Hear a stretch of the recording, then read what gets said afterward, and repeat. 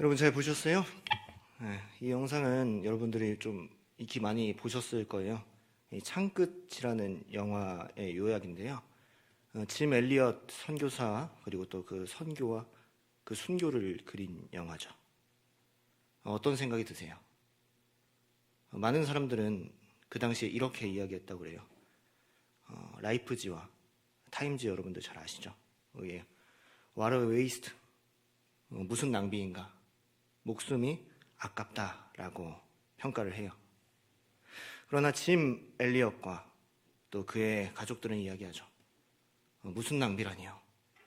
결코 잃어버릴 수 없는 것을 얻기 위해 지킬 수 없는 것을 버리는 자는 결코 어리석은 자가 아니다 라고 이야기하죠. 다른 사람들이 보기에는 저 모습이 어리석어 보일지 몰라요. 더 좋은 문명, 더 발달된 문명, 아까 보시면 총도 들고 있었죠. 더 좋은 무기들. 근데 그 모든 것들을 내려놓고 그들을 위하여 목숨 바치는 것. 그것이 어떻게 보면 아무런 의미 없어 보일지도 몰라요. 그러나 그것은 결코 잃어버릴 수 없는 것을 향한 몸부림이었고 잃어버릴 수 없는 것을 얻기 위한 피와 땀이었죠. 오늘 여러분들에게 질문하고 싶습니다. 여러분들은 복음을 거저 받았습니까? 예수 그리스도를 거저 알게 되었을까요? 아닙니다. 여러분, 짐 엘리엇의 피처럼 오늘날에도 우리나라에도 많은 선교사들의 피가 뿌려졌어요. 한국 최초의 선교사이자 순교자 토마스 선교사를 여러분들 잘 알고 있을 거예요. 훗날에 가타부타 많은 이야기들이 있었지만 어찌되었든 이 한국 땅에 성경을 전해주고 또 복음을 전파하고 이 땅에 와서 생명을 잃은 사람이에요. 그로 인하여 최초로 성경이 전해졌고 또 많은 이들이 예수를 알게 되고 또 믿게 되었죠. 그 외에도 알렌 선교사, 또 언더우드 선교사, 그 잘 살던 그 선진국의 땅을 버리고 아무런 소망도 없던 조선 땅에 와서 목숨 걸고 예수 그리스도를 전했어요. 그들이 어떻게 이렇게 아무런 연고 없는 곳에 아무 이익이 없는 곳에 목숨을 걸고서 예수 그리스도를 전하러 왔을까요? 여러분, 그 사람들이 바보가 아니거든요. 우리들보다 훨씬 발달되어 있었을 거예요. 무슨 이유인가? 로마서 5장 12절 말씀입니다.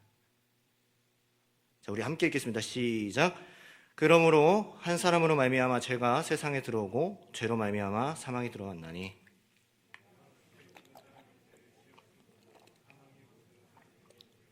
아멘. 여러분, 아담으로 인한 원죄, 또 그로 말미암아 죄를 지을 수밖에 없는 우리들, 그것으로 인하여 죽을 수밖에 없기 때문이에요. 여러분, 선교사들은 그걸 아는 거예요. 우리가 전하지 않으면 저 사람들은 죽을 수밖에 없겠구나. 여러분, 요한복음 3장 16절 말씀도 우리 함께 읽어볼까요? 시작. 하나님이 세상을 이처럼 사랑하사 독생자를 주셨으니 이는 그를 믿는 자마다 멸망하지 않고 영생을 얻게 하려 하심이라. 아멘. 여러분, 예수 없이는 멸망이 있을 수밖에 없고요. 예수 없이는 사망에 이를 수밖에 없어요. 여러분, 자기는 생명을 얻었는데, 자기는 구원받았는데, 자기는 그 그리스도의 사랑을 다 누리는데 혼자만 그것을 누릴 수가 없는 거죠. 다른 사람들은 다 죽어가고 있는데 그 모습을 보고만 있을 수는 없는 거죠.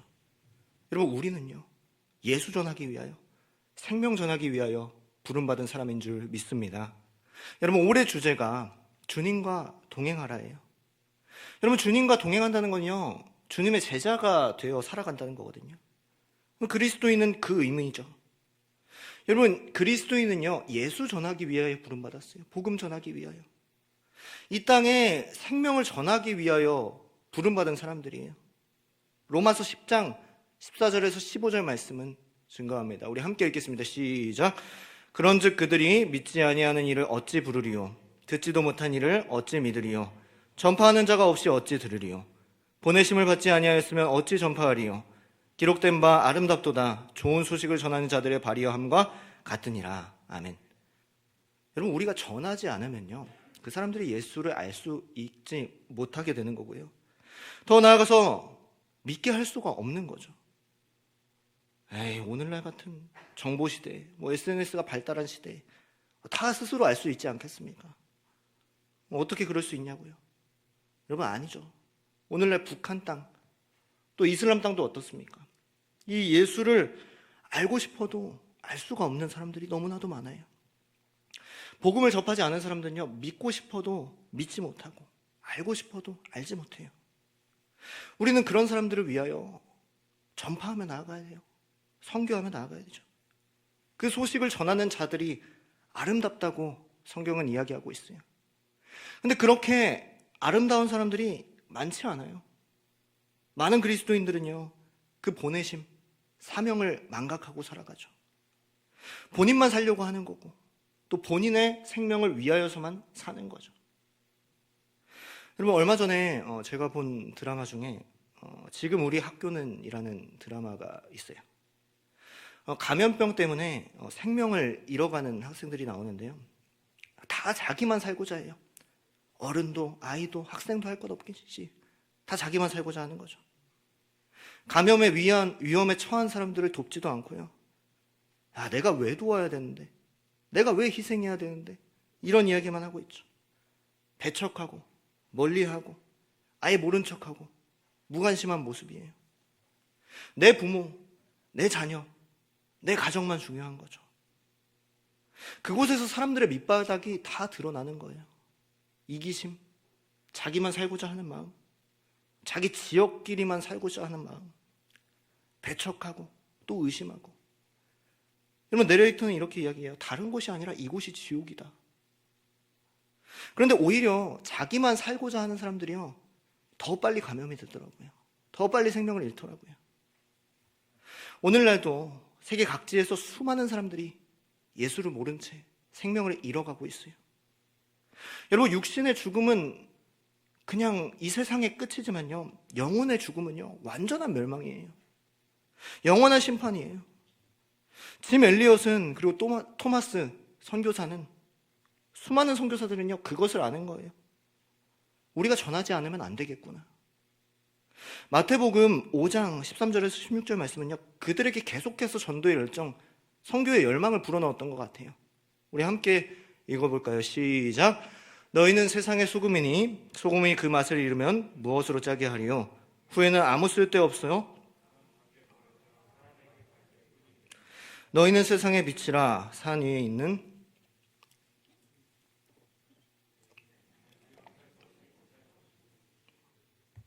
네, 계속 넘겨주세요. 사람이 등불을 켜서 말 아래에 두지 아니하고 등경 위에 두나니 이러므로 집안 모든 사람에게 비치느니라.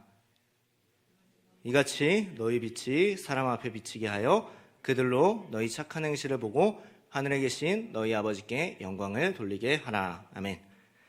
여러분, 우리는요, 그리스도인들을요, 빛과 소금으로 부릅니다. 성경도 빛과 소금으로 부르고 있죠. 괜히 그렇게 부르는 게 아니에요. 여러분, 빛은요, 숨겨지지 않아요. 드러나게 되어 있어요. 그리고 또 드러내게 되어 있어요. 빛은요, 어둠을 밝히기 위해 있는 거지 숨기려고 있는 게 아니에요. 우리는 예수 그리스도의 복음의 빛을 얻었고요, 그 빛을 받은 사람들은요, 그 빛을 드러내야 돼요. 여러분, 소금은 어떤 존재예요? 맛을 내는 거죠. 또 부패하지 않게 하죠. 또 대체 죄가 없죠. 그러므로 예수 그리스도의 맛, 예수 그리스도의 향, 죄로부터 썩지 않게 하는 역할을 하는 거죠. 여러분, 빛과 소금은요, 다른 어떤 것이 아니에요. 여기 있는 우리 모두인 줄 믿습니다. 우리는요, 빛과 소금의 역할, 이것을 감당해야 되죠. 복음을 전하지 않는 사람들은요, 13절에 다만 밖에 버려져 밟힐 뿐이라고 이야기합니다. 그 역할을 하지 않는 빛과 소금은 아무 때도 쓸모가 없는 거예요. 우리는요, 밟히지 않았으면 좋겠어요. 우리는 복음의 빛을 다른 사람들에게 비치면 좋겠고요, 그 소금의 맛을 드러냈으면 좋겠어요. 여러분, 예수님은요, 여러분들을 너무나도 필요로 하십니다. 내가 뭔 필요가 있겠어? 내가 무슨 말을 전할 수 있겠어? 내가 어떻게 선교하겠어? 여러분, 마태복음 9장 37절에서 38절 말씀에 이렇게 증거합니다. 우리 함께 읽겠습니다. 시작. 이에 제자들에게 이르시되 추수할 것은 많되 일꾼이 적으니 그러므로 추수하는 주인에게 청하여 추수할 일꾼을 보내주소서 하라 하시니라. 아멘. 여러분, 일꾼이 적다고 말씀하세요. 그리스도인들이 참 많은 것 같은데 일꾼은 적다고 말씀하세요. 오늘날의 추수꾼은 좋지 않은 의미로 쓰여집니다. 왜요? 신천지가 그 단어를 가져갔기 때문이죠. 하지만 우리는요, 다 추수꾼들이에요. 하나님께서 뿌리신 그 복음의 열매를 거둬야 하는 사람들이에요.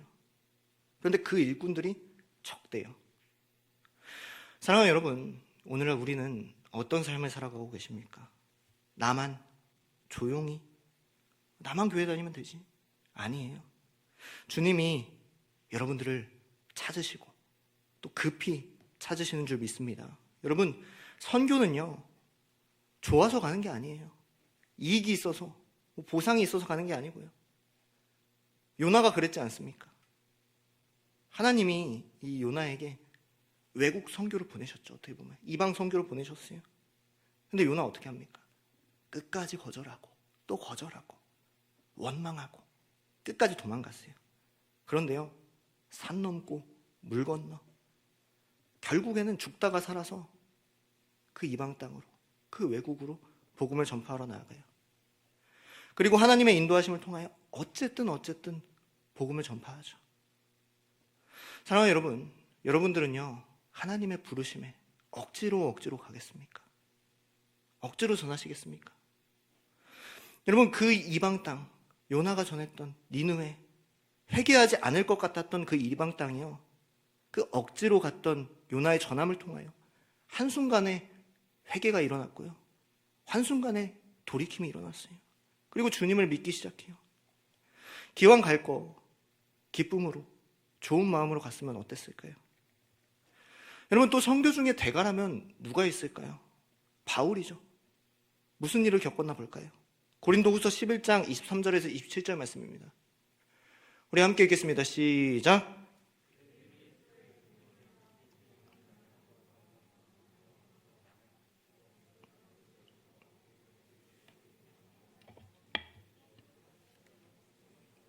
말씀이 잘못 올라온 것 같아요. 24절부터 다시 읽겠습니다. 24절부터. 자, 우리 함께 읽겠습니다. 24절부터 시작. 유대인들에게 40에서 하나 가만매를 5번 맞았으며 3번 태장으로 맞고 1번 돌로 맞고 3번 파선하고 1주야를 깊은 바다에서 지냈으며 여러 번 여행하면서 강의 위험과 강도의 위험과 동족의 위험과 이방인의 위험과 시내의 위험과 광야의 위험과 바다의 위험과 거짓 형제 중의 위험을 당하고 또 수고하며 애쓰고 여러 번 자지 못하고 줄이며 목마르고 여러 번 굶고 춥고 헐벗었노라. 아멘. 여러분, 이 말씀이 되게 긴데요, 요약해보면요, 맞고 죽을 뻔했다는 거예요. 죽다 살았다는 거죠. 여러분, 이걸 왜 합니까?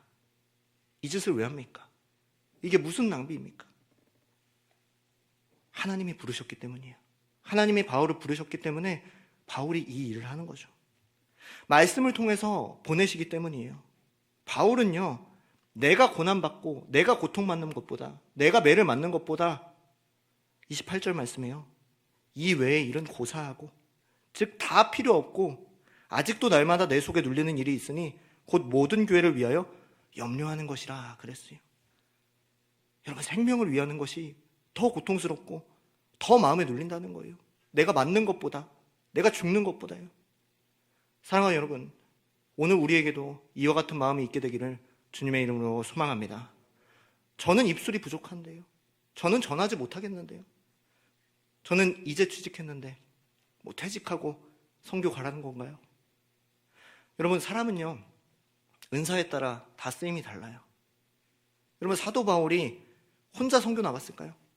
혼자의 힘으로, 혼자의 능력으로 혼자 선교 여행했을까요? 아니에요. 든든한 동역자가 있었고요, 든든한 후원자가 있었어요. 빌립보서 4장 16절에서 18절 말씀은요, 이렇게 증거합니다. 우리 함께 읽겠습니다. 4장 16절 시작.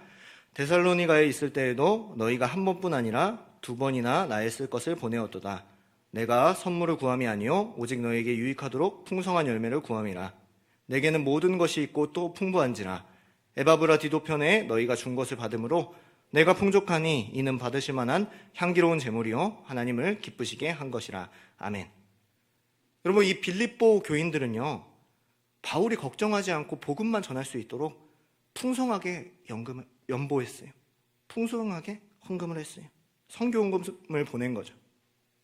바울이 풍족하다고 이야기했지만 사실 풍족하지 않았겠죠. 그러니까 텐트 메이커, 천막을 만들면서 그렇게 사역을 했겠죠. 그러나 이 말씀에서는요, 바울은 풍족하다고 이야기를 합니다. 그 헌금이, 그 후원이 바울로 하여금 신약 성경 절반을 기록하게 했고요. 아시아, 유럽을 넘어서 로마까지 이 사도 바울이 마음 놓고 복음을 전하게 했어요. 여러분, 이것이 초대교회의 모습이고요. 이것이 성경의 모습이에요. 그리고 그것을 하나님께서 받으실 만한 향기로운 제물이고 하나님을 기쁘시게 한 것이라 라고 말씀하고 있어요. 바울은요, 그걸로 자신이 영광받지 않았어요. 세계와 열방에 하나님의 이름을 높여드렸고요.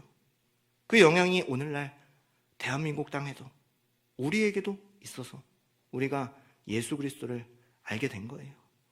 그 후로 바울은 순교합니다. 여러분, 내가 가는 선교사도 될 수 있지만요, 우리가 보내는 선교사도 될 수 있어요. 오늘 우리가 말씀을 통하여 주님께 부름받고 또 보내심을 받은 줄로 믿습니다. 제자로, 또 빛과 소금으로, 추수할 일꾼으로 또 그 역할을 우리가 감당해내기를 원해요. 언제 어디서든지 또 어떤 모습으로든지 예수 복음과 예수 생명을 전할 수 있는 저와 여러분들 다 될 수 있기를 주님의 이름으로 소망합니다.